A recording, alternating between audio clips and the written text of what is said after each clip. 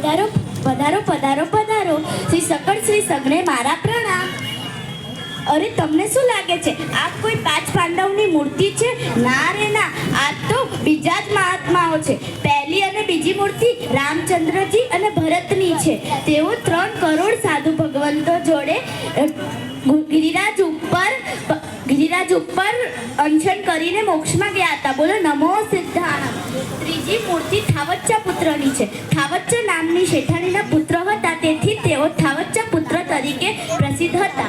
તેઓને 32 પત્ની હતી. તેઓ 32 કરોડ સોના મોહરાના માલિક હતા. પાછળથી પ્રભુ દેશના સાંભળી વૈરાગ્ય થયો, દીક્ષા લીધી. પછી 1000 સાધુઓ સાથે શત્રુંજય ઉપર અંશન કરી મોક્ષમાં ગયા. બોલો નમો સિદ્ધાણમ. ચોથી મૂર્તિ શુક પરિવાચકની છે. શુક પરિવાચક અજૈન સંન્યાસી હતા. પાછળથી જૈન સાધુ ભગવંત થયા. તેઓએ 1000 સાધુઓ જોડે 1 મહિનાનું અંશન કરીને મોક્ષમાં ગયા હતા. બોલો નમો સિદ્ધાણમ. પાંચમી મૂર્તિ શેલાકાર્યજીની છે. શેલક નામના રાજાએ 500 મંત્રીઓ જોડે દીક્ષા લીધી હતી.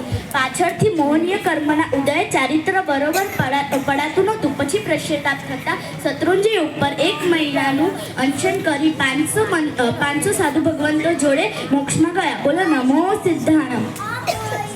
આ છે 5 કૌશગની મૂર્તિ. હવે જ્યારે તમે શત્રુંજય જાઓ તો આને જોવા જજો.